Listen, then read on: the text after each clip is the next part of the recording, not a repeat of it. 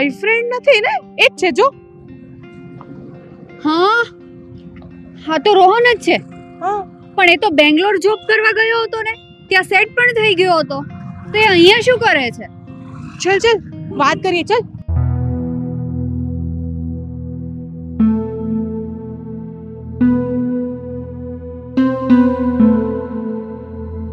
બધી વાત સાચી છે તમારી. રોહન જી તમે કોણ? બસ હવે છે ને મજાક બંધ કર. અને પેલા એ કે તું બેંગ્લોર થી ક્યારે આવી ગયો અહીંયા, અને અત્યારે અહીંયા શું કરે છે? એક મિનિટ, હું તમને સાચે જ નથી ઓળખતો. તમે કોણ? રોહન પ્લીઝ આ મજાક બંધ કર ને. આ શું તારી ટેવ આવી છે મજાક કરવાની વાતે વાતે? જો મેડમ, હું મજાક નથી કરતો. મેં તમને અહીંયા પહેલી વાર જોયા છે અને મારું નામ રોહન નહીં રવિ છે. રોહન બસ હવે. તું મારા મોઢાનું છે ને કઈ સાંભળીશ. અરે તમે લોકો આ શું બકવાસ કરી રહ્યા છો? જો પહેલી વાત તો એ કે મારું નામ રોહન નથી રવિ છે. કેટલી વાર કીધું? તમને સમજ પડે છે કે નહીં? રોહન તારે મારી જોડે વાત ના કરવી હોય ને તો હું ચાલી જાઉં, પણ તારા નાટક છે ને બંધ કર પ્લીઝ. અરે why you don't not understand? અરે યાર તમે લોકો સમજતા કેમ નથી? હું રોહન નહીં રવિ છું, રવિ. અને આ છે ને રોહન નામના વ્યક્તિને હું ઓળખતો પણ નથી. અન્ડરસ્ટેન્ડ? રોહન પૂજા, આ રોહન કેમ આવું વર્તન કરી રહ્યો હતો? મને પણ નથી ખબર. હા રોહનને થઈ શું ગયું છે? ચાલ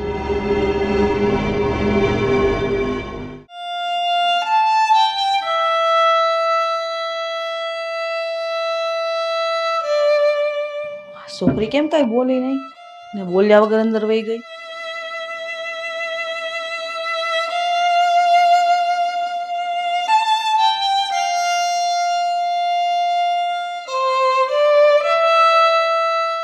પૂજા બેટા, કેમ હું થયો?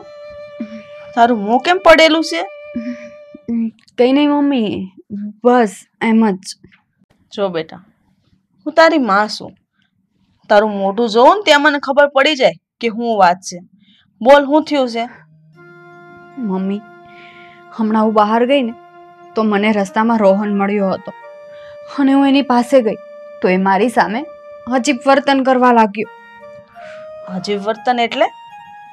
જાણે મને ઓળખતો જ નથી એવું વર્તન કરવા લાગ્યો. રે બેટા, રોહન મજાક કરતો હશે તારી હારે. તું એની ખાસ ફ્રેન્ડ છો ને એટલે. મમ્મી રોહને આવી ક્યારેય મજાક નથી કરી. આ વખતે તો થોડું અજીબ જ હતું. એ જોઈને મને એવું લાગ્યું કે મારી સાથે સંબંધ તોડવા માંગે છે. અરે ના ના બેટા, તું આવું ન વિચાર. એવું કઈ જ નથી. અને જો ને રોહન આપણા ઘરે આવ્યો ને તારો હાથ મારી પાસે આવીને માંગી ગયો. તને ખબર છે ને, સગાઈની વાત કરતો હતો અને કહેતો હતો કે લગ્ન કરશે તો તારી હારે જ કરશે. અને હવે મને નથી લાગતું કે રોહન તને છોડી દે. રોહન તને બહુ જ પ્રેમ કરે છે. એ તને કોઈ દિવસ નહીં છોડે. અને રોહન તારી હારે મજાક કરતો હશે. તું જોજે, સાંજ સુધીમાં તારા પર ફોન જરૂર આવશે. મને વિશ્વાસ છે.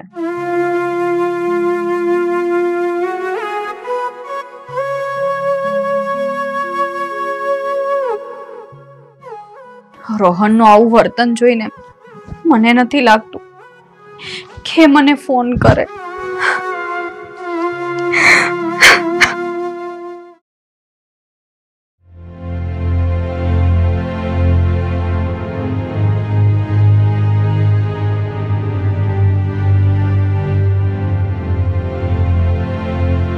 બરાબર છે?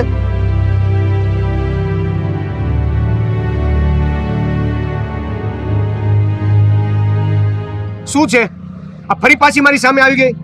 તને મારાથી જોઈએ છે શું? રોહન તું મારી સાથે કેમ આવી રીતના વાત કરે છે? મારાથી કઈ ભૂલ થઈ ગઈ છે તો મને કે, હું તારી માફી માંગી લઉં. મેં તને એકવાર કીધું ને, I don't like you and your nature at all. તને અક્કલ બકલ છે કે નહીં? તને સમજાતું નથી કે હું રોહન નથી? પણ રોહન આવું શું કામ બોલે છે? તને તો ખબર છે ને હું તને જીવથી પણ વધારે પ્રેમ કરું છું. અને તું મને યાદ કર, આપણે બંનેએ લગ્ન કરવાની કસમ પણ ખાધી હતી. What nonsense are you talking about me? હું તને ઓળખતો નથી તો તારી સાથે મેરેજ કઈ રીતે કરું? જો બેન, બેન, ઓબ્વિયસલી હું તને ઓળખતો નથી તો તને બીજું શું કહું? મહેરબાની કરીને છે ને આ મારો પીછો કરવાનું છોડી દે. Try to understand. બસ રોહન, બસ. સોરી, હવે આજ પછી હું તને ક્યારે પણ હેરાન નહીં કરું. મને હવે બધું જ સમજાઈ ગયું છે. આ તો હવે સમજાઈ ગયું હોય ને તો જાઓ, અને મહેરબાની કરીને મારી સામે ના આવતા. રોહન રોહન કરીને માથું પકાવી નાખ્યું છે.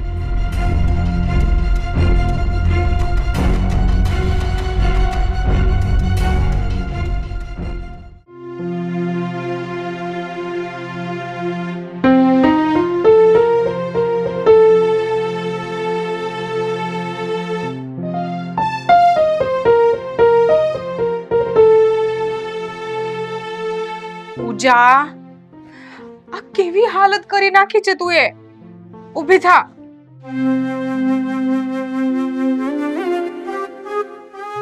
આવી હાલત કરવાની હોય પોતાની? હે, 2 દિવસથી તે કઈ જ ખાધું પીધું નથી. કઈક તો ખાઈ લે. આ જો તારી હાલત જો.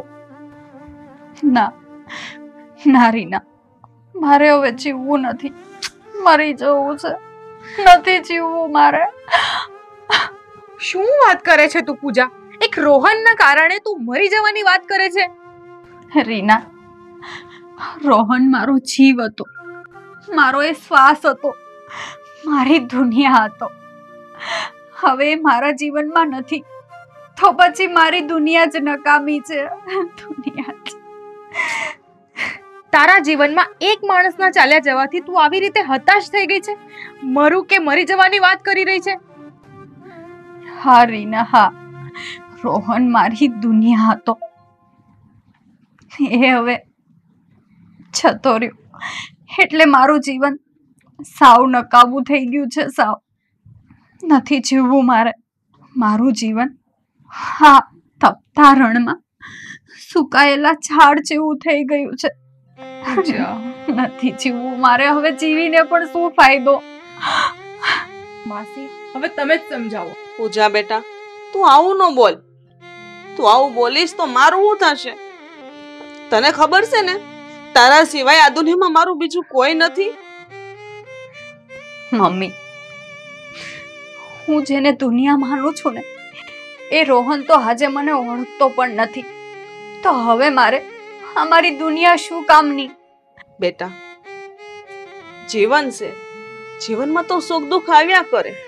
એનો મતલબ એવો થોડો છે કે આપણે દુઃખની સામે હિંમત હારી જવાની. હા મમ્મી, હું જાણું છું, પણ આ મારું દુઃખ બહુ જ મોટું છે. મને નથી લાગતું કે મારા આ દુઃખની પાછળ સુખ છુપાયેલું હોય. જો પૂજા બેટા, તું આમ રડીશ નહીં. તું કહેતી હોય તો રોહનને મળીને વાત કરું. નહીં મમ્મી, તને ખબર છે, હા રોહન હવે મને ઓળખતો પણ નથી, તો તને તો શાની ઓળખશે? એ બધું તો ઠીક, પણ મારો રોહન મને બહેન કહે છે. બહેન.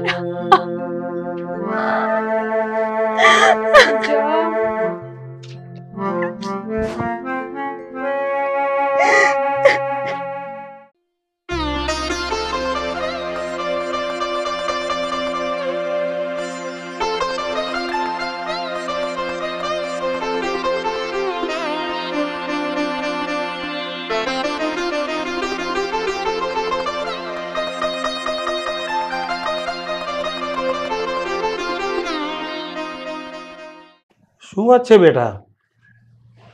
હું છેલ્લા 2 દિવસથી જોઉં છું કે તું બહુ ટેન્શનમાં છો. કોઈ પ્રોબ્લેમ છે? પ્રોબ્લેમ મને નથી પપ્પા, મારી ફ્રેન્ડ પૂજાને છે. એ બિચારી બહુ મુસીબતમાં છે અત્યારે. કેમ વળી? પૂજાને શું થયું છે? પપ્પા, પૂજા અને રોહન કોલેજ ફ્રેન્ડ છે અને બંને એકબીજાને પ્રેમ કરે છે અને થોડાક સમયમાં એ બંને લગ્ન પણ કરવાના હતા. પણ હમણાં થોડાક દિવસથી રોહનનું વર્તન કંઈક અલગ છે. એ એ કહે છે કે એ ઓળખવા પણ તૈયાર નથી પૂજાને. શું વાત કરે છે? થોડાક દિવસમાં રોહન આટલો બધો બદલાઈ ગયો? હા પપ્પા, એની આવી હરકતોના કારણે પૂજાને બહુ માનસિક આઘાત લાગ્યો છે અને શું કરું ને કઈ સમજાતું નથી. મરવાની વાતો કરે છે. હવે એ નથી સમજાતું કે એને સંભાળવી કેવી રીતે. આજકાલની જનરેશનમાં છોકરાઓનું આ જ મોટું દુઃખ છે.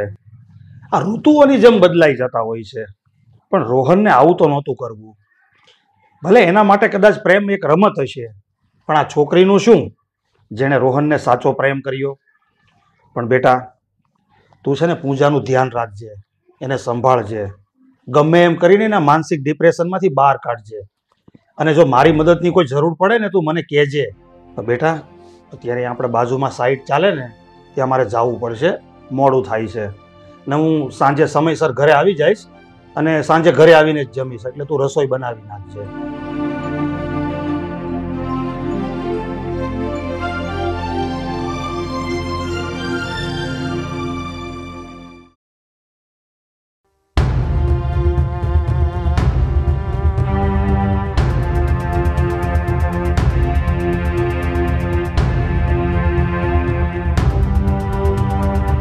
અરે એના પછીની વાત તો ક્યારે.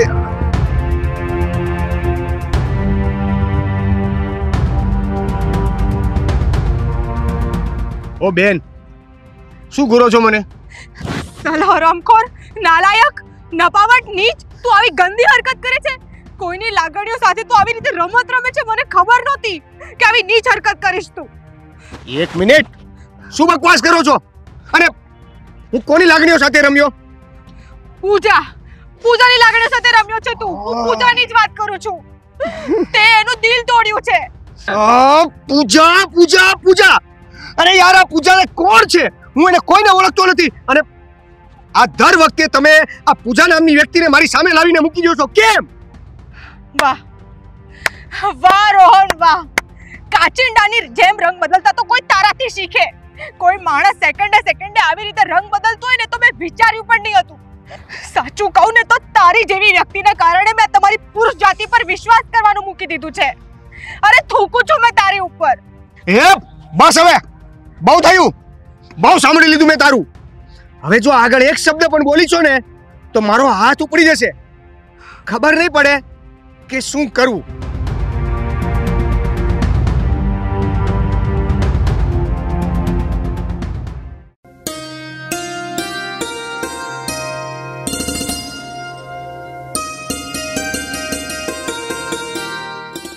જય શ્રી કૃષ્ણ આંટી. જય શ્રી કૃષ્ણ બેટા, આવ બેસ.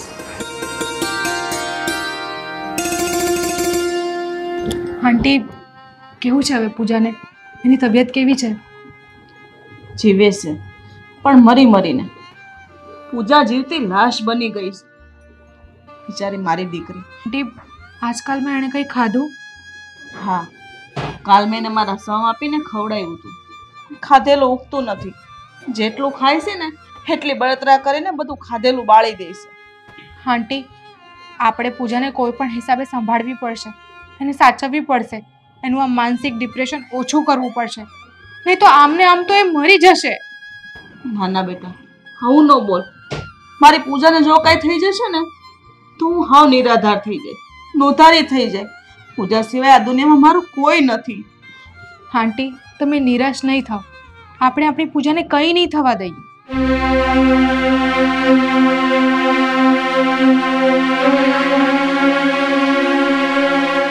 તું અહીંયા શું કામ આવ્યો છે?